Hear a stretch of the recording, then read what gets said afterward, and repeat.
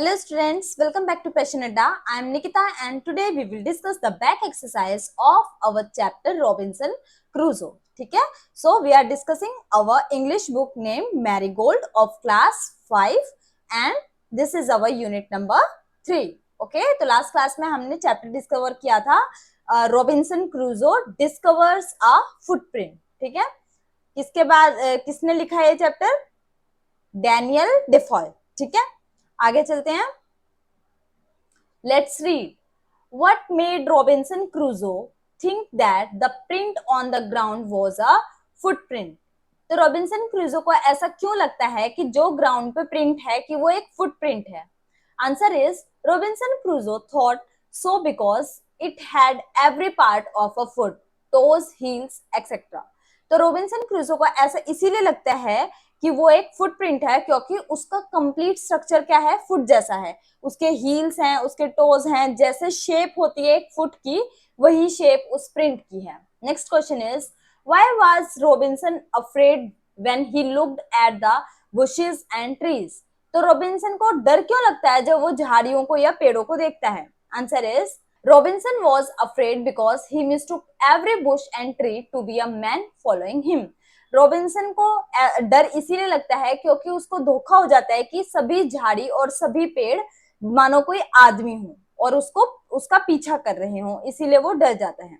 Next question is why did Robinson pray when he saw the footprint. तो Robinson प्रार्थना क्यों करता है जब वो फुटप्रिंट को देखता है?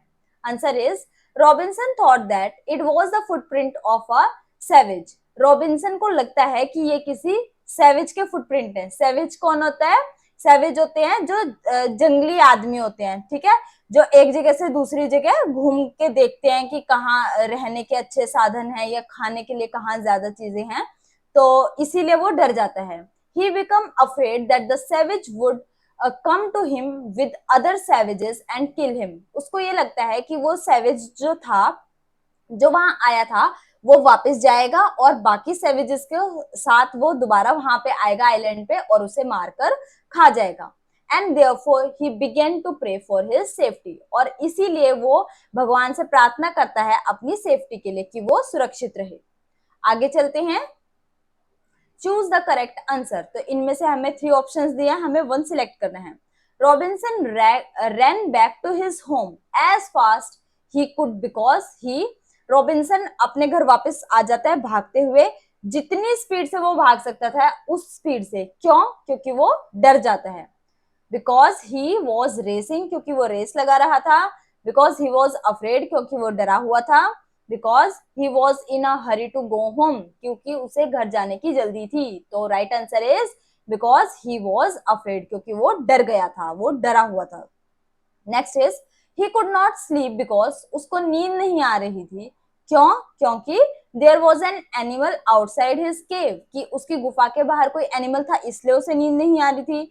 या ही thought savage had come from the mainland, या उसको ये लगता है कि सैवेज मेनलैंड से आ जाते हैं या आने वाले हैं या आ चुके हैं.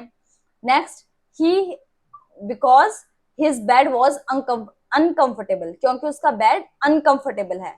तो राइट आंसर इज उसको ये डर सताता है कि सैवेज वापस आके उसको मार ना दें, और वो वापस आ गए हैं वहां से. ठीक है, मेनलैंड से वापस आ गए हैं, तो इसीलिए राइट आंसर हो जाएगा B. He thought savages had come from the mainland. ठीक है, आगे चलते हैं. Next is why was Robinson Crusoe sure that it was not his footprint. Robinson Crusoe इतना श्योर कैसे था कि वो फुटप्रिंट उसके नहीं है? First one is it didn't look like a human footprint, क्योंकि वो ह्यूमन फुटप्रिंट जैसा नजर नहीं आ रहा था. Next it looked smaller than his, क्योंकि वो उसके फुटप्रिंट से छोटा था. Next he had not come to this part of the beach in a long time, क्योंकि वो एक लंबे समय से उस पार्ट पर नहीं आया था बीच के. ठीक है, तो राइट आंसर इज सी, क्योंकि वो एक लंबे टाइम से उस आइलैंड के उस पार्ट पे नहीं आया था, तो इसीलिए वो श्योर था कि वो फुटप्रिंट उसका तो नहीं है. सी, he had not come to this part of the beach in a long time. Next, where was Robinson Crusoe? Robinson Crusoe कहाँ था? On a boat, in a town, alone, on an island, on an aeroplane. तो boat में नहीं था, town में नहीं था, वो कहाँ था? एक आइलैंड पर अकेला था. अलोन होता है अकेला. ठीक है, अलोन ऑन एन आइलैंड, तो राइट आंसर हो जाएगा अलोन ऑन एन आइलैंड, कि एक आइलैंड पर वो अकेला था। ऑन एन एरोप्लेन, एरोप्लेन पर भी वो नहीं था, ठीक है।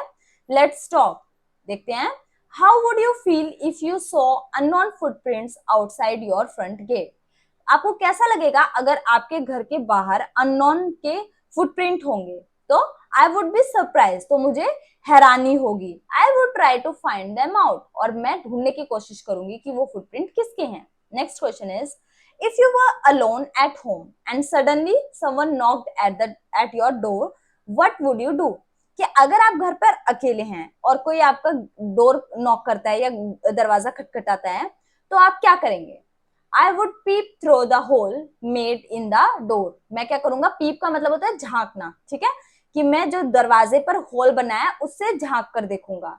If he she is one of my family members और relative, I would open the door. अगर वो मेरे फैमिली मेंबर या रिश्तेदार हुए तो मैं दरवाजा खोल दूंगा। Otherwise I would ask him her name and purpose of visit and then would say to him her to come later in the presence of my parents.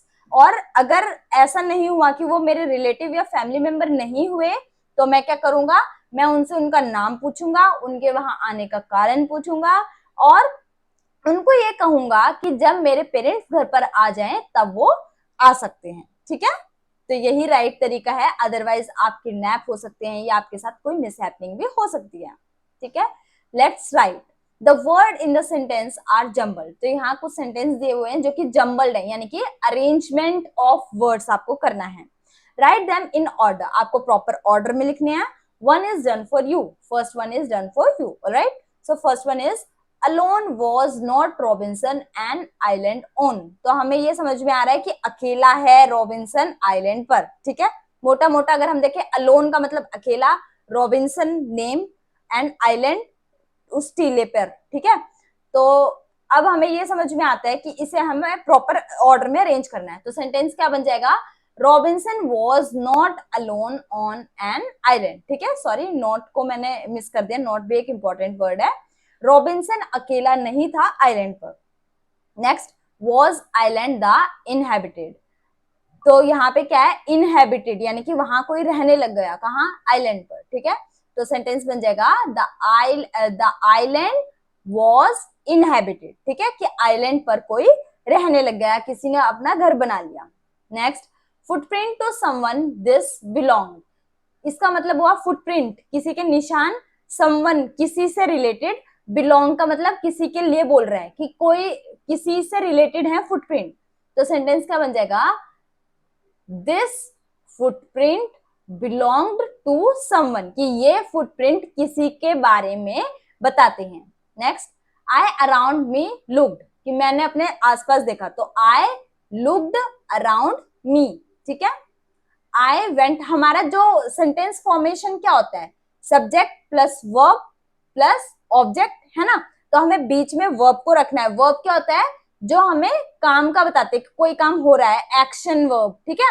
जो एक्शन वर्ड होते हैं उसको वर्ब बोलते हैं। कोई काम हो रहा है उसको हम बीच में रखेंगे, जिसके बारे में बात कर रहे हैं उसको स्टार्टिंग में रखेंगे, और जिसके लिए बात की जा रही है उसको लास्ट में, जो उसके बारे में बात बताई गई है वो हम लास्ट में रखते हैं, ठीक है।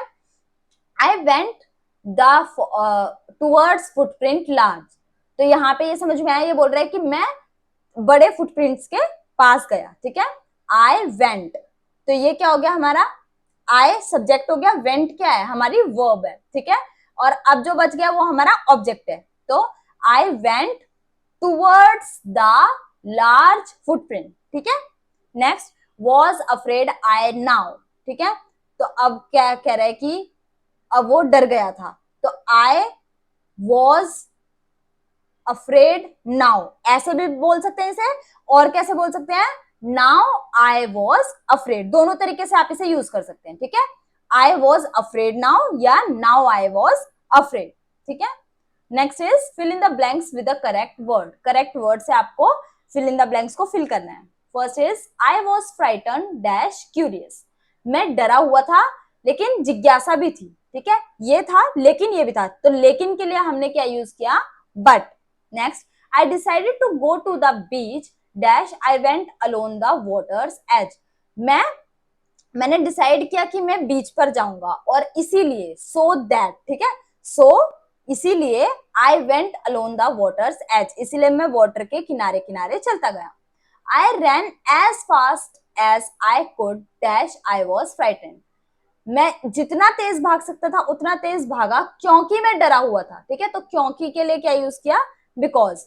I was very tired dash confuse, मैं बहुत ज्यादा थका हुआ हूं और साथ में कंफ्यूज भी हूं, तो और के लिए हमने यूज किया एंड, ठीक है। आगे क्या है, write a story on strange footprint, आपको स्ट्रेंज फुटप्रिंट के बारे में एक स्टोरी बनानी है। Where did you see the footprint, आप उसमें कैसे स्टोरी बनाएंगे, क्वेश्चंस को इंक्लूड करके कि कहां पर पाए गए फुटप्रिंट, ठीक है।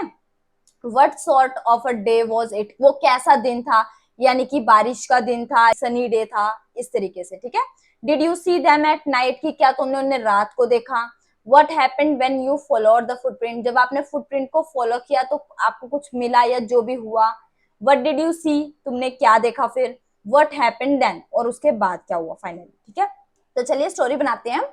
One evening, when I came back from my tuition classes, I saw some footprints made with thick mud on the stairs. तो एक शाम जब मैं अपने ट्यूशन क्लासेस से वापस आ रही थी, मैंने कुछ निशान देखे पैरों के, जो कि थिक मड मतलब काफी सारी मिट्टी लगी हुई थी, गार या मिट्टी लगी हुई थी स्टेयर्स पे, ठीक है। स्टेयर्स क्या होती हैं, सीढ़ियां। I was surprise to see such large footprints, और मैं उन लार्ज फुटप्रिंट्स को देखकर हैरान रह गई। I could not guess whose footprints were those. मैं नहीं समझ पाई कि ये फुटप्रिंट्स किसके होंगे।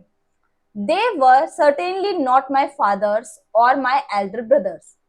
वो पक्का, ये तो पक्का था कि वो मेरे फादर के भी नहीं थे और मेरे भाई के भी नहीं थे। I followed the footprints and came to my door. मैंने फुटप्रिंट्स को फॉलो किया और अपने दरवाजे तक पहुंच गई। I saw a tall and healthy middle-aged man standing there. मैंने एक लंबे और हटे कटे मिडिल एज यानी कि 40 टू 60 के बीच के अंदर रहे होंगे वो आदमी, मिडिल एज के पर्सन को देखा जो कि खड़े थे। When I asked him who he was, he told me that he was a gentleman. जब मैंने उनसे पूछा कि वो कौन थे तो उन्होंने बताया कि मैं एक जेंटलमैन हूँ। But right now he was seeking my help because everything belonged to him was looted while he was waiting for the train on the railway station, ठीक है। लेकिन अभी उनको मेरी हेल्प की जरूरत थी क्योंकि everything belonged to him, ठीक है। जो भी उनका सामान था वो सब कुछ चोरी हो गया था, उसको किसी ने लूट लिया था जब वो ट्रेन का इंतजार कर रहे थे रेलवे स्टेशन पर। The man had just come and was going to press the call bell. आदमी उसी समय आया था और बस घंटी बजाने ही वाला था, बैल बजाने ही वाला था। As soon as he looked at me, जैसे ही उन्होंने मेरी तरफ देखा, he got nervous and told me his pathetic story. जैसे ही उन्होंने मेरी तरफ देखा वो घबरा गए और उन्होंने मुझे अपनी स्टोरी सुनाई। Meanwhile, my mother had opened the door, और उसी दौरान मेरी मदर ने गेट खोल दिया। She took pity on the man and gave him food and clothes and some money. मेरी मदर ने उन पर दया दिखाई और उन्हें कुछ खाना, कुछ कपड़े और कुछ पैसे दिए। The man went away giving me his blessing. और वो आदमी मुझे अपनी दुआएं देकर चले गया। तो ये हमारी स्टोरी तैयार हो गई। आगे चलते हैं। Use the joining words given below and join the sentences in column A and B. तो आपको क्या करना है, ज्वाइन करने हैं वर्ड्स की हेल्प से ए कॉलम और बी कॉलम को, ठीक है। तो ज्वाइनिंग वर्ड्स कौन से होते हैं, कंजंक्शंस, ठीक है। कनेक्टिंग वर्ड्स या कंजंक्शंस भी आप इन्हें कह सकते हैं। तो और, एंड, सो, बट, बिकॉज, ये सेंटेंस को ज्वाइन करने का काम करते हैं। तो फर्स्ट देखते हैं, आई कैन सिंग वेल, मैं अच्छा गाता हूँ, ठीक है। I forgot to post it. I was raining. He was late to school. We may go to Darjeeling. He wanted a football for his birthday. I can't dance at all. तो ये सारे sentences पढ़ने के बाद आपको ये समझ में आया होगा कि I can sing well, मैं अच्छा गाता हूँ। तो इससे रिलेटेड क्या हो सकता है, I can't dance at all, ठीक है। तो आप कैसे क्या यूज करेंगे, मैं अच्छा गाता हूं लेकिन मैं अच्छा डांस नहीं करता, और लेकिन के लिए क्या यूज करते हैं हम, बट का, ठीक है। तो देखिए, देखो आपको एक एग्जांपल भी दिया हुआ है, I wrote the letter dash I forgot to post it. मैंने लेटर लिख दिया था लेकिन मैं उसे पोस्ट करना भूल गया, ठीक है। तो लेकिन के लिए हम यूज करते हैं बट। और फर्स्ट सेंटेंस हो गया I can sing well but I can't dance at all, ठीक है। आगे देखते हैं शी वोर अ रेनकोट, कि उसने एक रेनकोट पहना, और इसी के साथ ही बारिश की बात हुई है। इट वॉज रेनिंग, शी वोर अ raincoat because it was raining, उसने रेनकोट इसीलिए पहना था क्योंकि बारिश हो रही थी, ठीक है। She wore a raincoat because it was raining. Next sentence is we may go to Shimla, we may go to Darjeeling, we may go to Shimla or go to Darjeeling, ठीक है। दो चीजें कनेक्ट कर दी, और we may go to Darjeeling। तो sentence कैसे बन जाएगा, we may go to Shimla और we may go to Darjeeling, कि हम या तो शिमला जा सकते हैं या फिर दार्जिलिंग जा सकते हैं। Next, he wanted a book for his birthday, कि उसे अपने बर्थडे पर एक बुक चाहिए, और बर्थडे का एक सेंटेंस था ये वाला, he wanted a football for his birthday, ठीक है। तो उसको एक बुक चाहिए और उसको एक फुटबॉल भी चाहिए, तो सेंटेंस कैसे बनेगा, he wanted a book and a football for his birthday, ठीक है। आगे देखते हैं, ही मिस्ड द स्कूल बस, उसने अपनी स्कूल बस मिस कर दी। He was late to school, क्योंकि वो स्कूल के लिए लेट हो गया था, ठीक है। उसने अपनी स्कूल बस मिस कर दी इसीलिए वो स्कूल जाने में लेट हो गया, ठीक है। Sentence is he missed the school bus so he was late to school, उसने अपने स्कूल बस मिस कर दी इसीलिए वो स्कूल के लिए लेट हो गया। आगे चलते हैं, फन टाइम। यहाँ क्या करना है, look at the footprint shown here, यहाँ पे एक फुटप्रिंट है, दिख रहा है सबको, ओके। हिंट दिया हुआ है, this is the footprint of the first man on the moon, तो ये किसका फुटप्रिंट है, जिसने सबसे पहले चांद पर कदम रखा था, मून पर पैर रखा था, तो उसका नेम क्या था, तो ही इज नील आर्मस्ट्रॉन्ग, ठीक है। सबको पता है ये तो। आगे चलते हैं, लेट्स क्रिएट अ पिरामिड। तो पिरामिड क्या होता है, जो लेयर्स बाय लेयर्स ग्रो करता है, ठीक है। तो आपको एक पिरामिड बनाना है, जैसे ये स्टेप्स, लैडर के स्टेप्स होते हैं, ऐसे ही ग्रो कर रहा है इस तरीके से। यूज द फॉलोइंग क्लूज, आपको क्लूज यूज करने हैं, जैसे कि a two letter word beginning with B, जो बी से स्टार्ट हो और दो वर्ड का लेटर हो, तो बी ई, बी दो वर्ड का है और बी से स्टार्ट होता है। Next, a three letter word beginning with C, C से स्टार्ट हो और थ्री वर्ड का हो, C A B cab. Next, a four letter word beginning with D, D से स्टार्ट होता है और चार वर्ड का हो, तो क्या बन जाएगा, D A T E, date. Next, a five letter word beginning with E, E से स्टार्ट होता है और फाइव वर्ड का हो, E A G L E, eagle. Next, a six letter word beginning with F, F से start होता हो और सिक्स डिजिट का हो, सिक्स वर्ड्स का हो, F R double E L Y, freely. Next देखते हैं, लेट्स वर्क इन पेयर्स, तो पेयर्स में काम करना है। Have a conversation with your partner based on the picture below, you can start as, अच्छा यहाँ पे एक पिक्चर दी हुई है, आपको क्या करना है, एक कन्वर्सेशन स्टार्ट करनी है अपने दोस्त के साथ, ठीक है, यानी कि बातचीत करनी है, बात करनी है एक दूसरे से। कैसे स्टार्ट कर सकते हैं, हंटर वन, ओके, यहाँ दो हंटर दिए हुए इमेज में, तो हंटर वन बोलता है look at the footprints in the mud, तो मड, मड क्या होता है, कीचड़, कि कीचड़ में फुटप्रिंट्स को देखो। तो हंटर टू क्या बोलेगा, they appear to be a cub, वो एक कब के लग रहे हैं, टाइगर के बच्चे को कब बोलते हैं, ठीक है। तो हंटर वन बोलता है it means the tiger has gone out in search of prey leaving the cub behind in the cave, इसका मतलब टाइगर खाने, प्रे क्या होता है, शिकार, ठीक है, कि टाइगर तो चले गया शिकारी के पीछे, या शिकार की तलाश में चले गया अपने बच्चे को केव में छोड़कर। हंटर टू बोलता है you are right, in the absence of its mother the cub is wandering here and there out of the cave, कि तुम सही कह रहे हो कि अपने मदर के एब्सेंस में, यानी कि अपनी मदर के पीछे से जो बच्चा है वो इधर उधर घूम रहा है, केव के आसपास देख रहा है। हंटर वन बोलता है वेयर मे बी द कब, कब कहाँ हो सकता है। हंटर टू बोलता है let's search it in every Bush, चलो सर्च करते हैं उसे हर झाड़ी में, कहीं ना कहीं तो वो मिलेगा, क्योंकि वो शिकार के लिए आए होते हैं, ठीक है। तो आपको ऐसे ही आप कुछ भी बात कर सकते हैं पिक्चर को देखकर। ओके, सो हमारी यूनिट 3 कंप्लीट हो गई। पोएम माय शैडो हमने डिस्कस कर ली, और आज रॉबिन्सन क्रूजो डिस्कवर्स अ फुटप्रिंट, ये भी हमारी स्टोरी यानी कि चैप्टर कंप्लीट हो गया, ठीक है। नेक्स्ट क्लास में हम अपनी यूनिट 4 स्टार्ट करेंगे। That's all for today, thank you and have a nice day.